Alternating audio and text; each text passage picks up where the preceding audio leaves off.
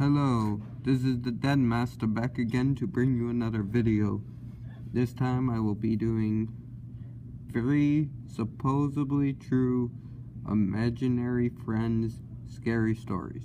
Like scary imaginary friend stories. I hope you enjoy these.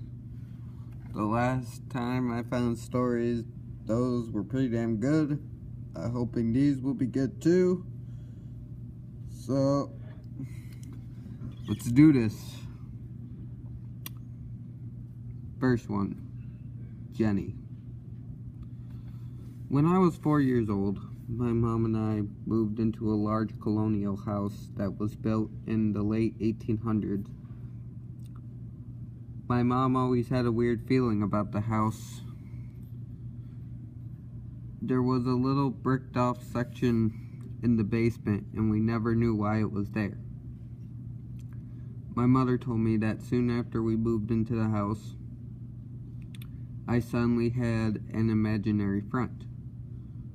One day, out of the blue, I told her that I had been playing with a little girl named Jenny.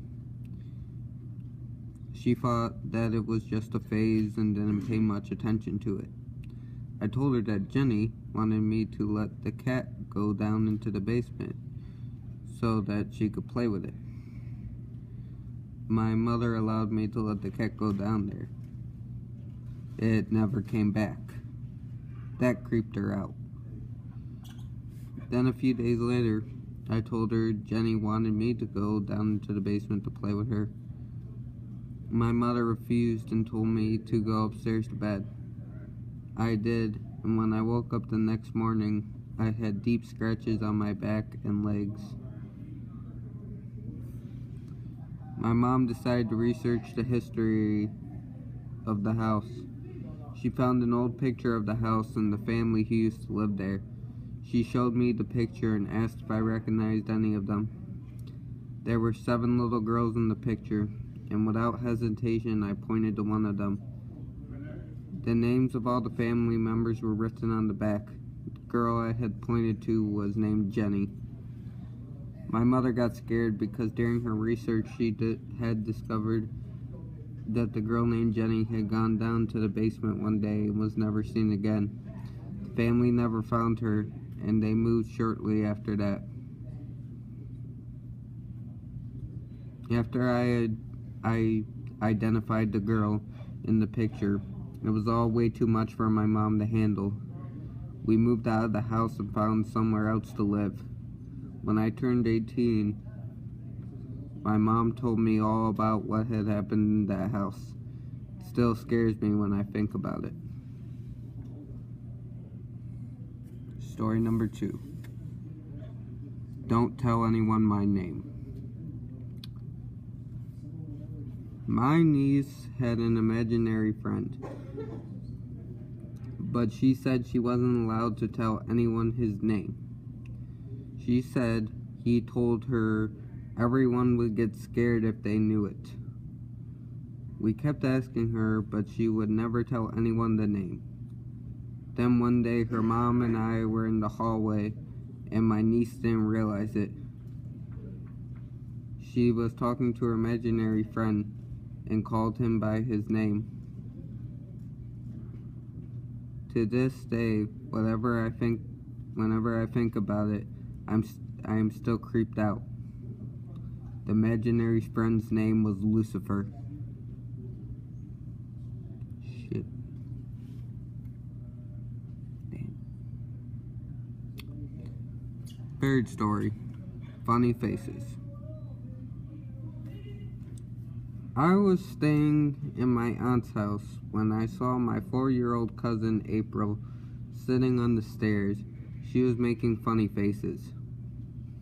I asked her what she was doing, and she said, "I'm copying the lady with the braid."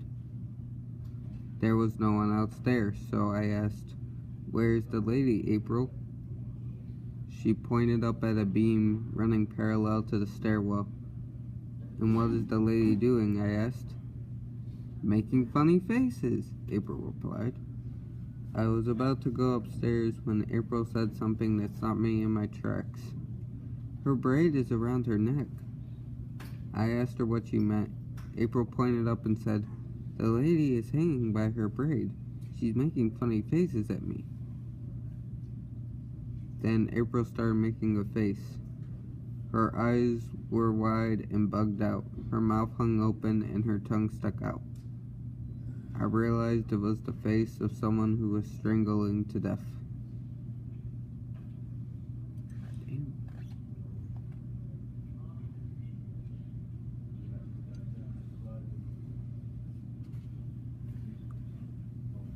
Okay, so that was kind of short. So I'm gonna throw you guys a bone and we'll do a fourth story. So yeah, fourth story is called Matt. When I was growing up, there was a girl in my neighborhood who was very weird. All the other kids were freaked out by her. One day, she told all the kids that in the forest behind her house, there were dead, bloody people. When they heard this, all of the kids freaked out and told their parents. Their fathers had to go out and search the forest just in case. All they found was candy wrappers and empty beer bottles. After that, all of the kids in the neighborhood refused to go near her, including me. A few years later, my parents divorced. On the day the moving van came to take my mom's things out of the house, the girl came out of nowhere and told me that Matt didn't like that my parents were getting a divorce. I had no idea who Matt was. Even though I stopped being friends with her, my dad was still friends with her parents. My dad told me that Matt was her imaginary friend. Her parents had told him all about the problems they were having. Matt was often too physical. They claimed that Matt could control the lights and could even make the power go out. They said Matt also knocked on doors at night.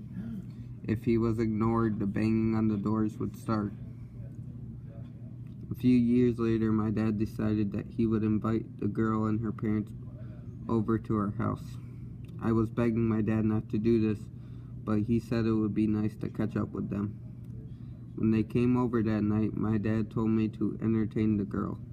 I brought her up to my bedroom, and she seemed to be acting normal. She even told me how nice my room was. However, I was still creeped out by her. She just sat down in the middle of the floor while I tried to put a movie on the DVD player. All of a sudden, out of nowhere, in the most deadpan voice, she said, "Matt's here." At that exact moment, the lights began to flicker on and off. I got so scared I ran out of my room crying in fear. Her parents came running up the stairs, dragged their daughter out of my room, and took her home. For weeks afterwards, I refused to sleep in my bedroom. I haven't heard much from the family ever since then. I heard that Matt still controlled the lights, but I don't know if he is still around. To this day, whenever the lights begin to flicker or a bulb blows, it still freaks me out.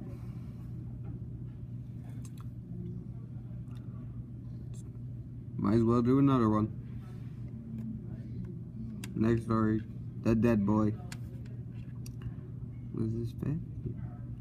My boyfriend is a homicide detective, and a couple of years ago he was investigating the murder of a little boy. They still hadn't found the body. The mother of the little boy broke down and admitted she had killed him and hid his body under their old trailer. When the police went out to search the trailer, they found there was a new family living in it. The family said their son had an imaginary friend who lived under the trailer and would come up to see him. The cops found the body of the dead boy just under his room.